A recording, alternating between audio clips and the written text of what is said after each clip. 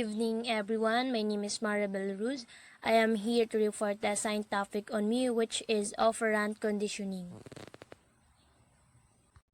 What is operant conditioning? It is the second type of conditioning and the most important type of behaviorist learning.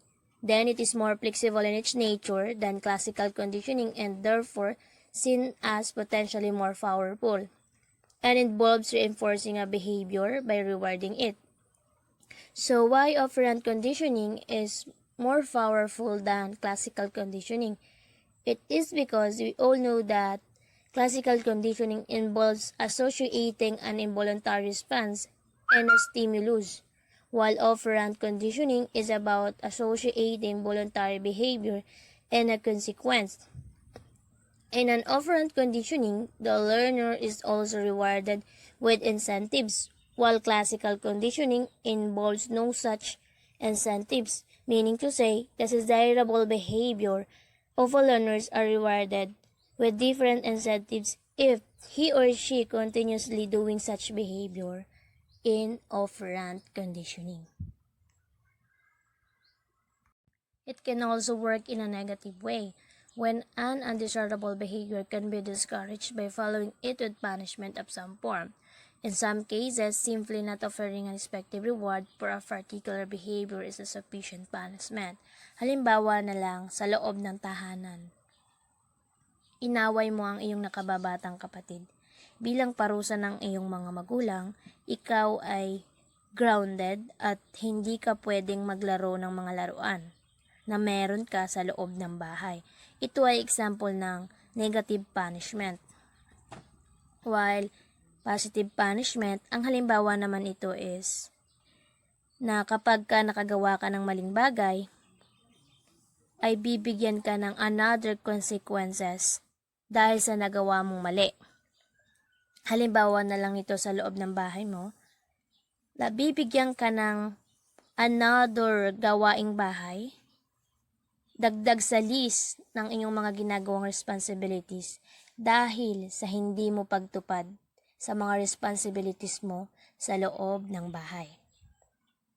Another example of operant conditioning: if a mother gives her child a chocolate bar every day that he tidies his bedroom, before long the child may spend some time each day tidying.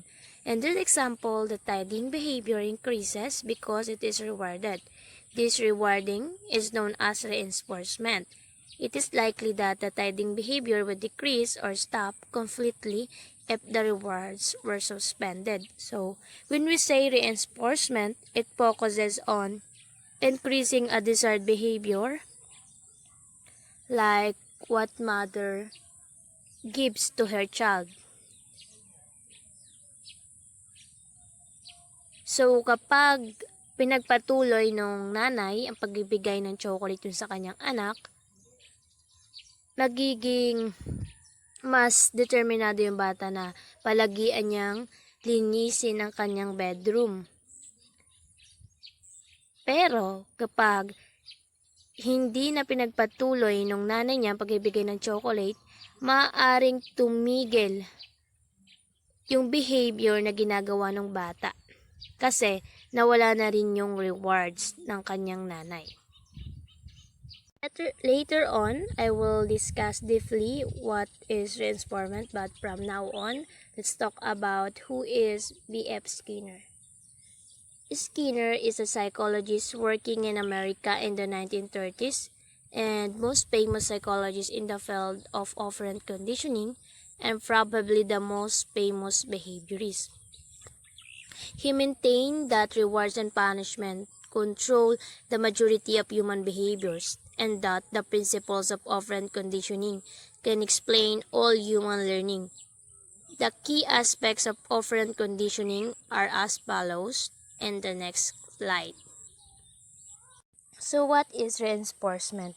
It refers to anything that has the effect of strengthening a particular behavior and makes it likely that the behavior will happen again. There are two types of reinforcement, positive and negative reinforcement. For further explanation about reinforcement, It is defined as a consequence that follows an operant response that increases or attempts to increase the likelihood of that response occurring in the future.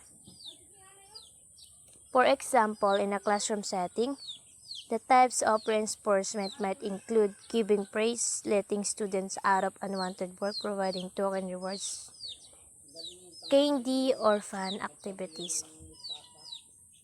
First type of reinforcement is positive reinforcement, which means it's a powerful method for controlling the behavior of both animals and people. For people, positive reinforcement include basic items such as food, drink, approval, or even something as apparently simple as attention. Another example is when a dog trainers give dogs food rewards every time they raise their paws on command. Then for people, the positive reinforcement example is when a mother giving a child an allowance for doing household chores. Information about positive reinforcement. In the context of classroom, praise, house points, or the freedom to choose an activity are all used in different contexts as rewards for desirable behavior. For example, kapag may pinapasagutan sa atin ng ating guro, may mga case na kapag nasagutan natin ay binibigyan tayo ng rewards.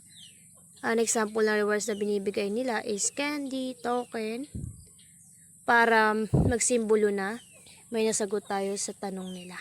Of reinforcement is negative reinforcement, which means is a method of decreasing the likelihood of a behavior by pairing it with an unpleasant follow-up. There is controversy about whether punishment is an effective way of reducing or eliminating unwanted behaviors. For example, the teacher motivates students and change the behavior when the teacher eliminates the night's homework if kids study hard and accomplish a lot in class. If this happens multiple times, the kids will consistently work harder and be more productive while in the classroom. Other information about negative reinforcement. Laboratory experiments have shown that punishment can be an effective method for reducing particular behavior. But there are clear disadvantages, especially in classroom situations.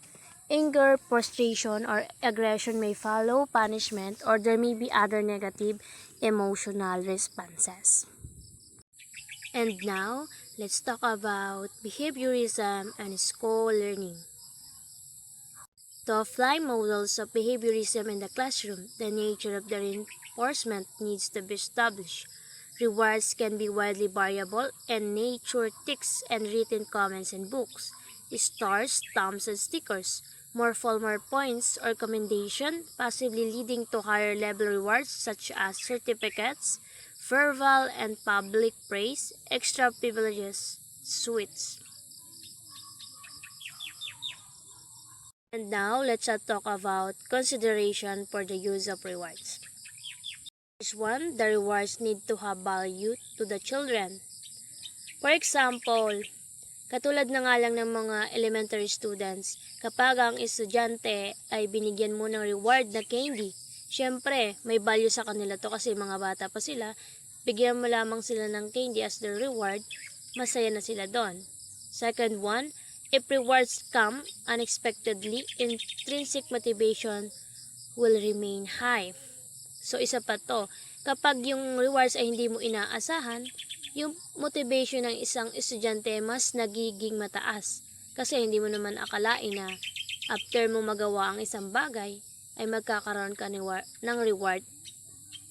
One, if extrinsic rewards are used, it is important that everyone receives one for their best efforts. Rewarding only the best is not a satisfactory approach, as it is vital to maintain high self-esteem, especially with the less able and lower attaining children.